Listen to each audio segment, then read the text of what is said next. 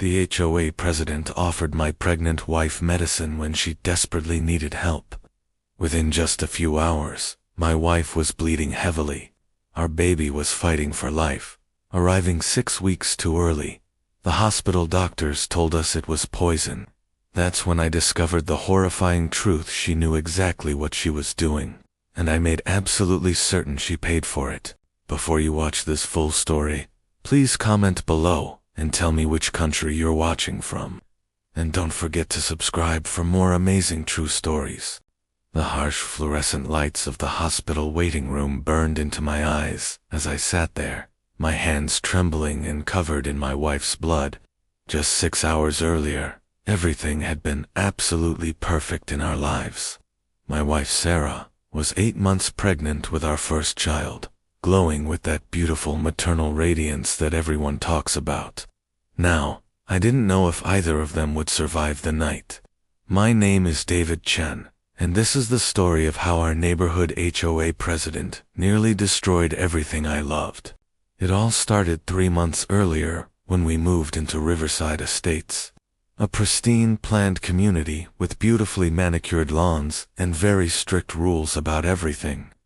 The homes were genuinely beautiful, the neighbors seemed friendly and welcoming, and we honestly believed it would be the perfect place to raise our baby. Sarah was 5 months pregnant at that time, just starting to show, and we were filled with hope and excitement about our future.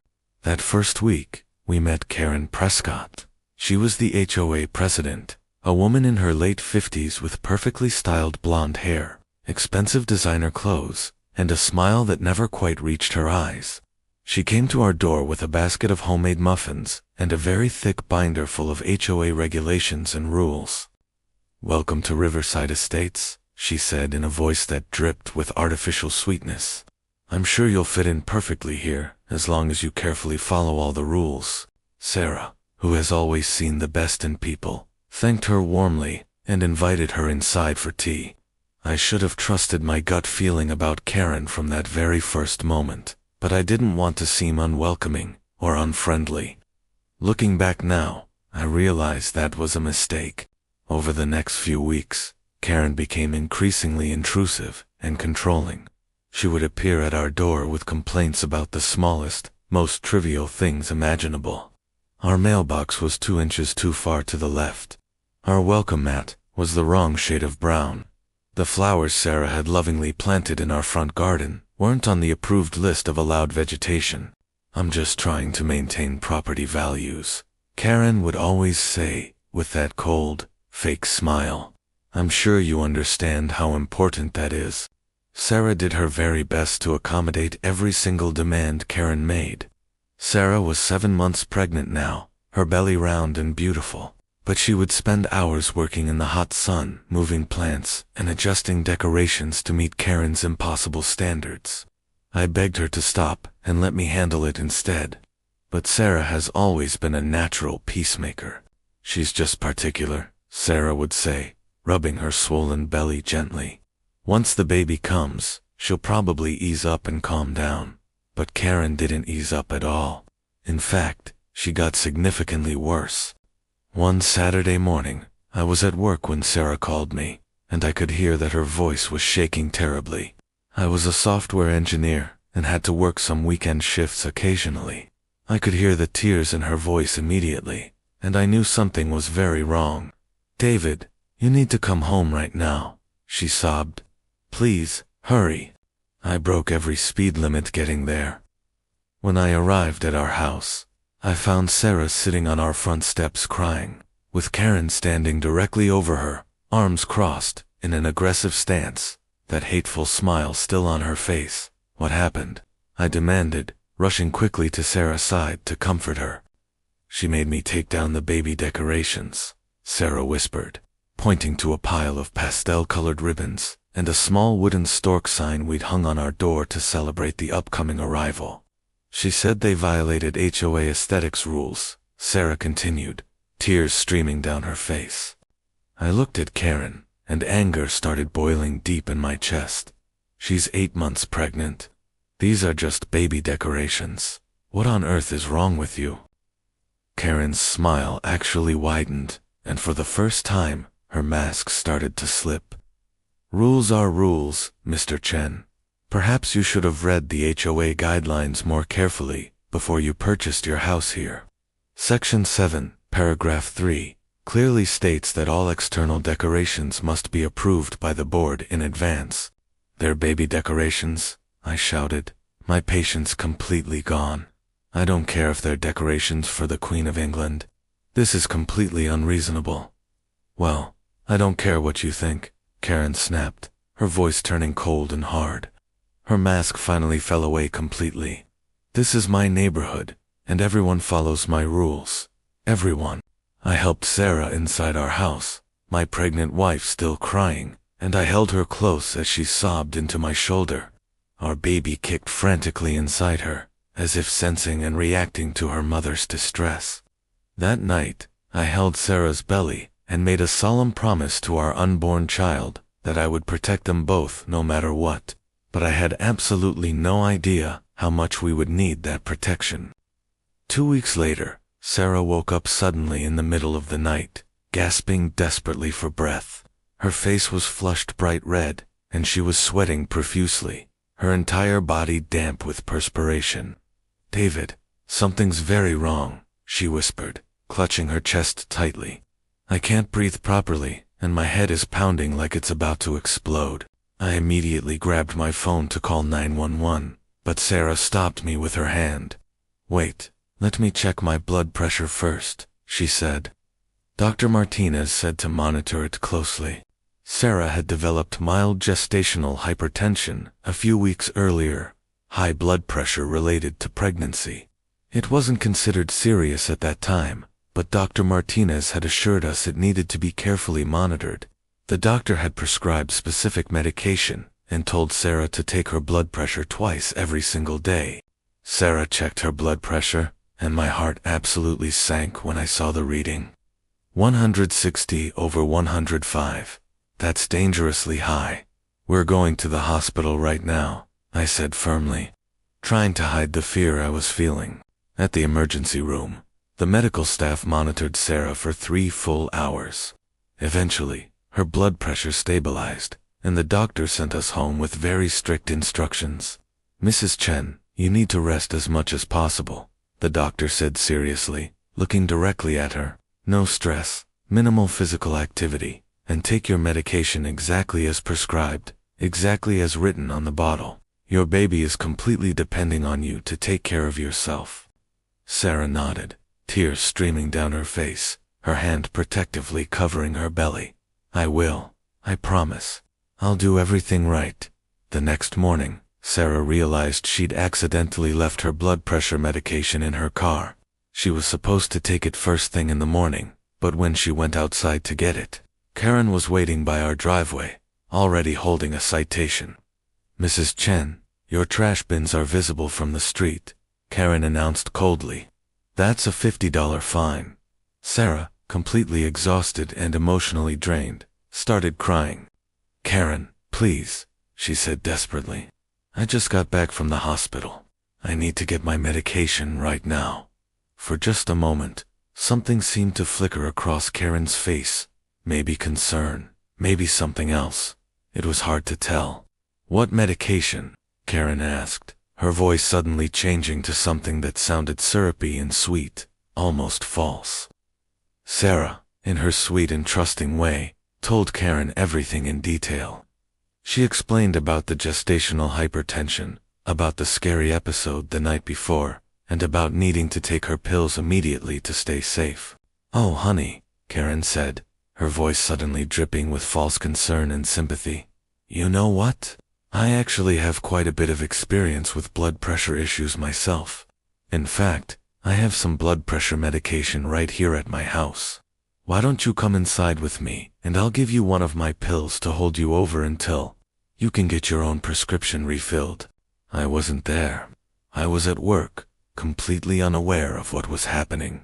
Sarah, tired and scared and wanting desperately to do everything right for our baby, agreed to Karen's offer.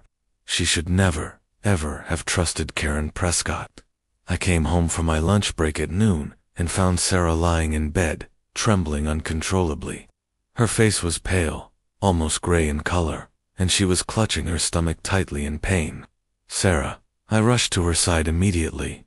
What's wrong? What's happening? I don't know, she whispered, her voice weak and barely audible. I feel so dizzy. Everything's spinning around me, and the baby hasn't moved in over an hour. That's not normal. Pure terror shot directly through me like an electric shock. Did you take your medication this morning? I asked, trying to think clearly. Karen gave me one of hers, Sarah murmured, her eyes struggling to focus on me. She said it was a blood pressure pill. Something about that sentence made my blood run ice cold in my veins. What do you mean Karen gave you one? I asked, my voice shaking. What exactly did she give you? What kind? She said it was for blood pressure, Sarah said weakly, and then her eyes rolled back in her head. Sarah, I screamed, shaking her gently, careful not to hurt her or the baby. Sarah, stay with me. Stay with me. I called 911 immediately, my hands shaking so badly I could barely dial the numbers. While waiting for the ambulance to arrive, I ran next door to Karen's house and pounded on her door, hard. She opened it with that infuriating smile still on her face. What did you give my wife? I demanded, my voice barely controlled. I gave her blood pressure medication, Karen said calmly, as if it were the most normal thing in the world. She needed it. She was clearly scared. What kind? What's the actual name of it? I need to know exactly what she took, I said, my voice shaking with barely controlled rage. I don't remember the exact name, Karen said, and her smile faltered slightly for just a moment. Some hydrochloride something. All blood pressure medication is basically the same, isn't it? It's all for blood pressure. Did she tell you what medication she was prescribed? I asked, my voice shaking. Well, no, but it doesn't really matter. All blood pressure medication works the same way. I didn't wait to hear another word. I ran back to Sarah as fast as I could. The ambulance arrived just 5 minutes later, though it felt like hours had passed. As the paramedics carefully loaded Sarah onto the stretcher, I saw something that made my heart completely stop. There was blood. Not a lot, but enough to terrify me completely. The baby, Sarah whispered, looking down at the small stain on her nightgown. David, the baby. Is the baby okay? The baby's going to be fine, I said, squeezing her hand, trying my best to convince myself as much as her. You're both going to be fine. But I could see the deep concern in the paramedics' eyes. They knew something serious was happening. At the hospital, they rushed Sarah immediately into the emergency room. A doctor came out 20 minutes later, and his face was grim and serious. Mr. Chen, your wife has been poisoned, the doctor said. The word hit me like a physical blow to my entire body. What? I couldn't process what I was hearing. That's impossible. She's been poisoned. She's had a very severe reaction to medication, the doctor explained carefully. Can you tell me exactly what she took this morning? I explained about Karen and how she'd given Sarah a blood pressure pill from her own medication bottle. The doctor's face darkened noticeably. Mr. Chen, your wife was prescribed a very specific type of blood pressure medication that's safe for pregnant women. What she apparently took this morning appears to be an ACE inhibitor, which is extremely dangerous, even life-threatening for pregnant women in their 3rd trimester. It can cause kidney failure, severe dangerous drops in blood pressure, and in many cases, fetal death or serious injury to the baby. The world seemed to tilt and spin around me, but Karen said it was blood pressure medication, I said weakly. It is blood pressure medication, the doctor confirmed, but there are many different types and classes of blood pressure medications, and not all of them are safe during pregnancy. Giving the wrong type to a pregnant woman in her 3rd trimester can be absolutely catastrophic. The consequences can be severe. Is the baby going to? ... I couldn't even finish the sentence. The words were too terrible to say out loud. We're monitoring the baby right now as we speak, the doctor said. Your wife is in critical condition. The next few hours will tell us everything we need to know. I sank into a waiting room chair, my entire body feeling numb and disconnected from reality. Karen had poisoned my wife.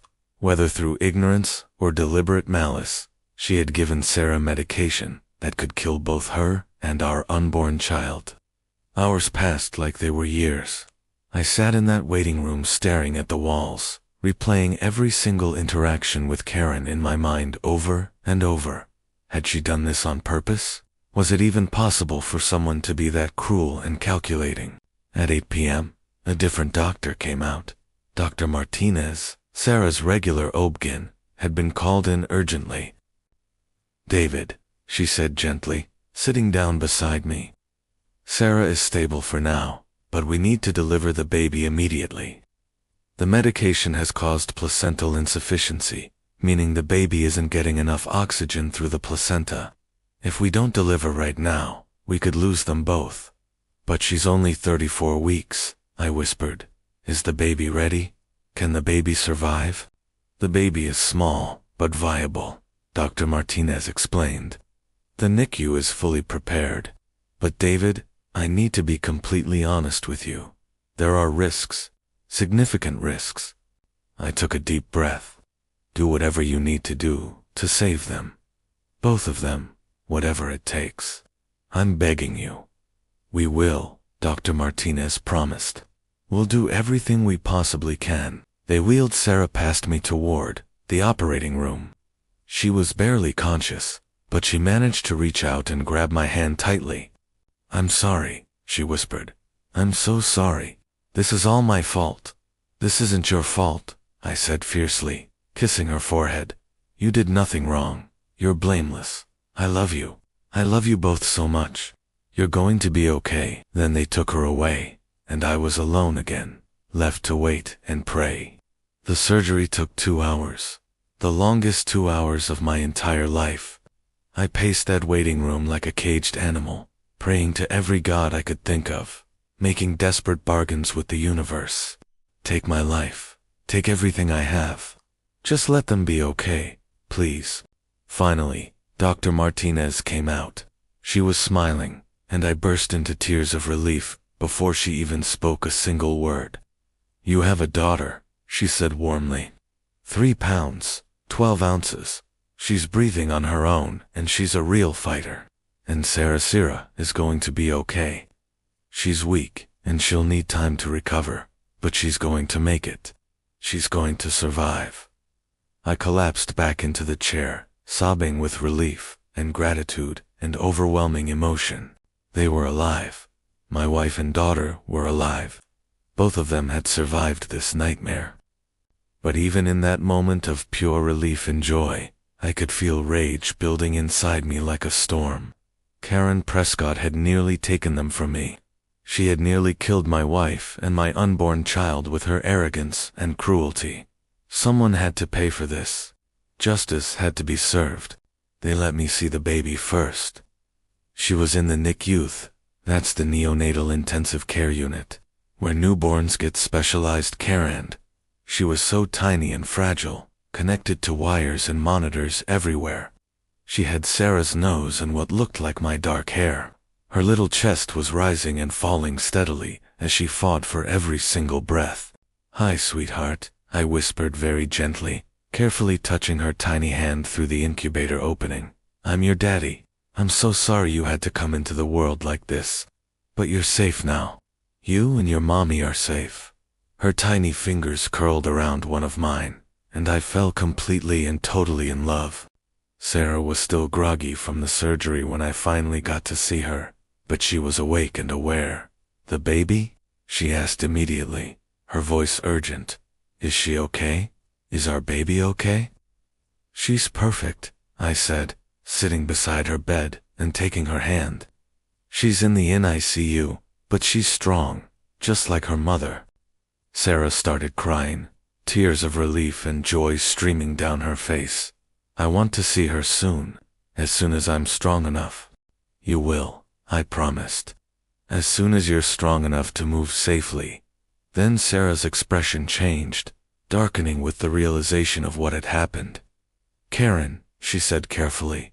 "She gave me the wrong medication, didn't she?" "I know," I said quietly. Yes, she did. Did she do it on purpose? Sarah asked, her voice small and frightened. Do you think she knew? That was the question that had been haunting me all night, every moment since we arrived at the hospital. I didn't have an answer yet, but I was determined to find one. I'm going to find out, I promised her. Whatever it takes, I'm going to find out the truth. The next morning, while Sarah slept, and our daughter continued to fight and grow stronger in the NICU, I went to the police station. A detective named Rachel Morrison took my official statement. Mr. Chen, I understand you're upset, she said carefully, but without proof of deliberate intent, this might be considered a civil matter rather than a criminal one. She poisoned my wife, I said, my voice shaking with emotion. My daughter was born 6 weeks early and is fighting for her life in the NICU. How is that not criminal? How is that not attempted murder? What I need is solid evidence that Mrs. Prescott knew the medication was dangerous for pregnant women, Detective Morrison explained.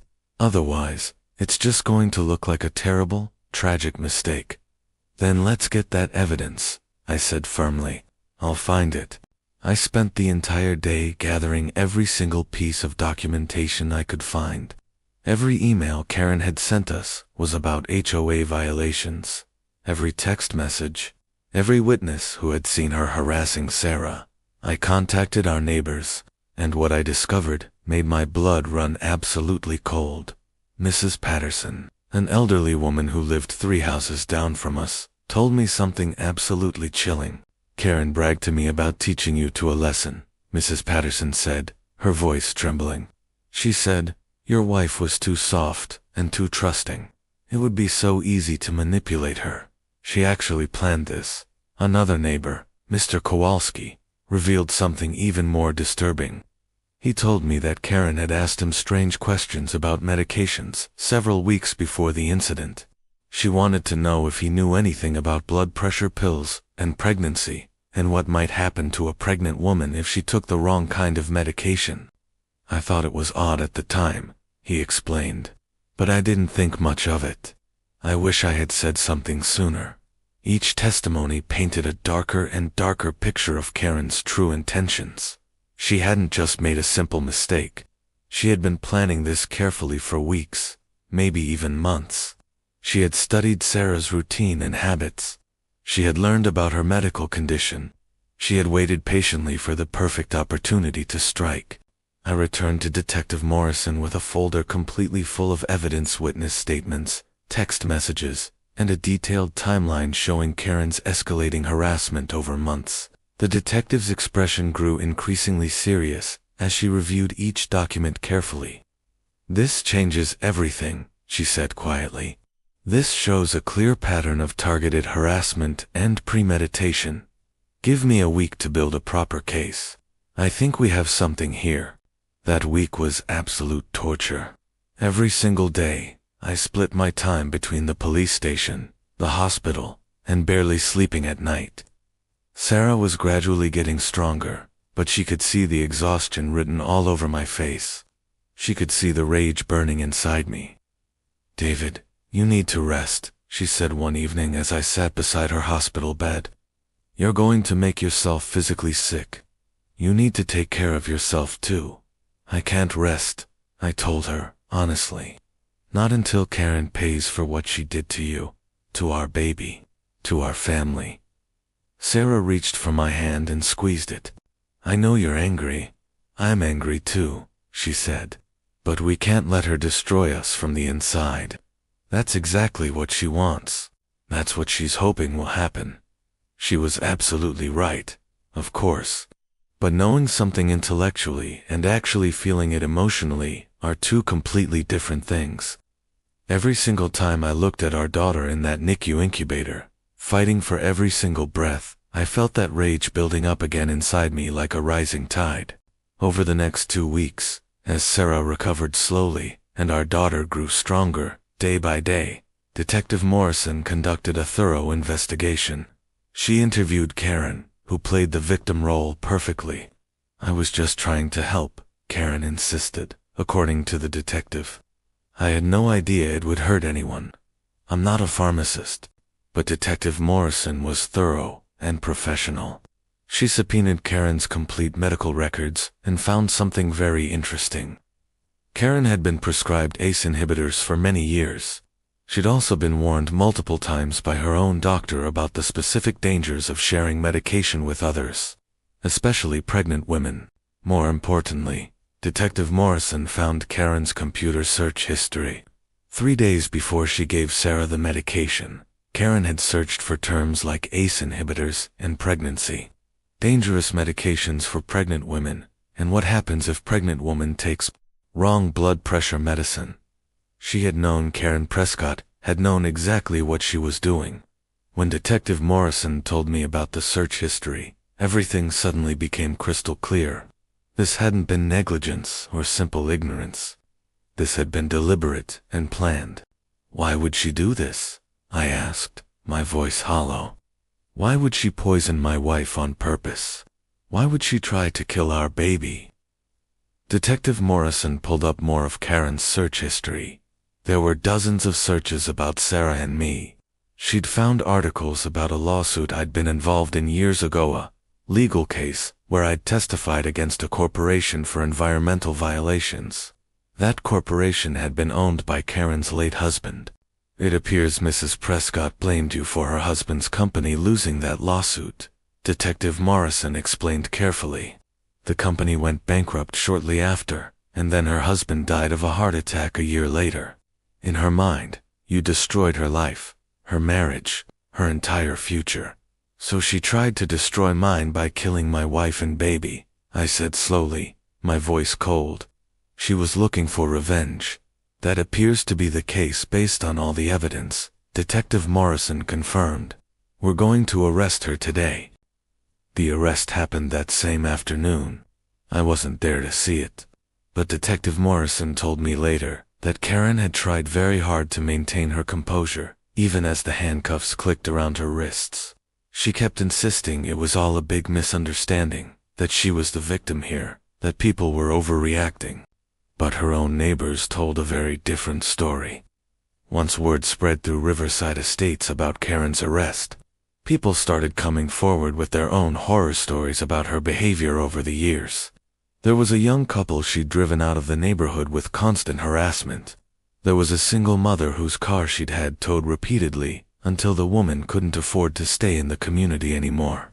There was an elderly man whose beloved dog she'd reported to animal control on completely false claims, causing him weeks of legal trouble. Karen Prescott had been terrorizing Riverside Estates for years, hiding behind her position as HOA president and her fake, cold smile. But she had finally gone too far. She had finally hurt someone whose family wouldn't just quietly move away and forget about it all. When I told Sarah about Karen's actual motivation, that all of this stemmed from a business lawsuit I'd testified in years ago, Sarah broke down crying completely. All of this because of something you testified about years ago, she sobbed. Something you had to do legally. A woman was looking for someone to blame for her pain, and she chose us. She was hurting, I said, holding Sarah close.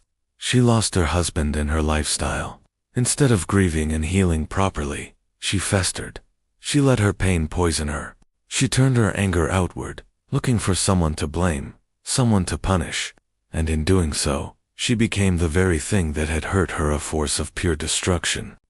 Karen Prescott was arrested and formally charged with attempted murder and felony child endangerment. Her expensive lawyer tried to argue that it was simply a tragic mistake, that the search history was just idle curiosity, that Karen never actually intended to harm anyone. But the prosecution built an absolutely airtight case. They showed the jury her detailed search history. They brought in medical experts who testified that anyone who searched those specific terms would absolutely know the dangers. They showed emails Karen had written to other HOA members complaining about the difficult new neighbors, and saying things like someone should teach them a lesson. Sarah had to testify. I'll never forget watching my wife, still weak and recovering from the ordeal, sitting in that witness stand and describing how she had trusted Karen, how she thought Karen was just being neighborly and helpful. I believed she was trying to help me, Sarah said, tears streaming down her face. I was scared and tired, and I thought she genuinely cared about me. I never ever imagined that anyone could be that cruel. The most powerful testimony came from Dr. Martinez. She explained in careful detail exactly what the wrong medication had done to Sarah's body and to our baby. She painted a picture of how close we'd all come to tragedy. Another hour, maybe 2 hours, and we would have been planning a funeral instead of celebrating a new life. Dr. Martinez told the jury solemnly. Mrs. Prescott's actions nearly resulted in 2 deaths. The loss would have been catastrophic and permanent. The jury deliberated for 3 days. I spent those 3 days at the hospital with Sarah and our daughter, whom we had named Hope. It seemed fitting.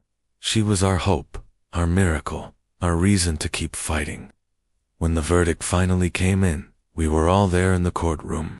Karen sat at the defense table, still trying to maintain that perfect composure, that fake smile. On the charge of attempted murder, we find the defendant guilty, the jury foreman announced. Karen's smile finally cracked and shattered completely.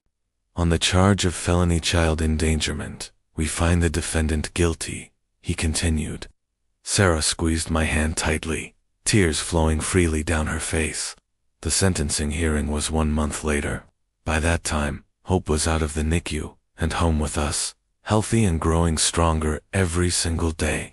But the doctors had warned us that she might face developmental delays or health issues as she grows older, all because she was born so prematurely due to Karen's actions.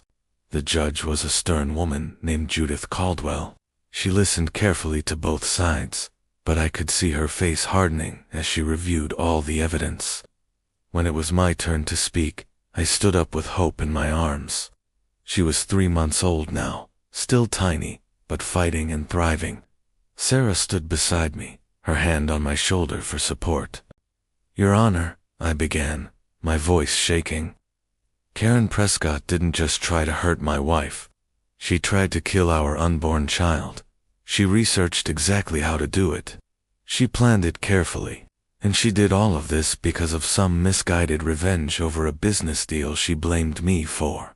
I looked directly at Karen. She wouldn't meet my eyes. This is my daughter, Hope, I continued, holding her up slightly.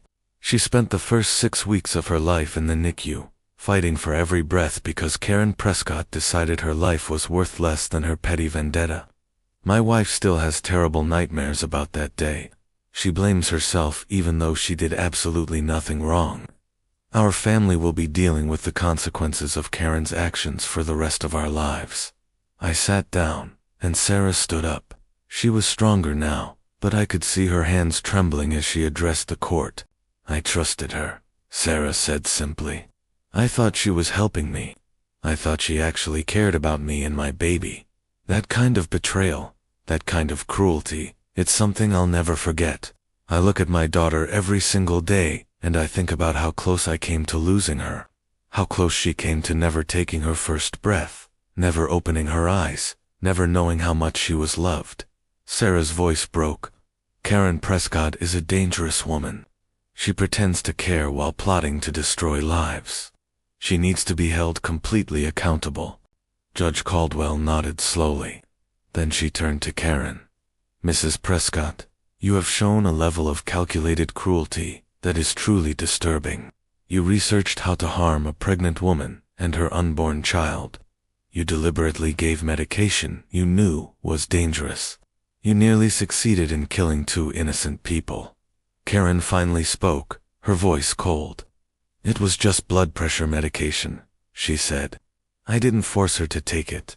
The judge's expression turned to ice. You researched the dangers, Judge Caldwell said firmly. You knew exactly what you were doing. That makes this premeditated attempted murder. She looked at the papers in front of her. Mrs. Karen Prescott, I hereby sentence you to 10 years in state prison for attempted murder and 5 years for felony child endangerment, to be served consecutively. That's a total of 15 years. Karen gasped, and her composure was finally shattered completely. 15 years for trying to help someone, she said weakly. 15 years for trying to kill someone, Judge Caldwell corrected coldly. Court is adjourned. As they led Karen away in handcuffs, she finally looked at me. There was pure hatred in her eyes, but also something else.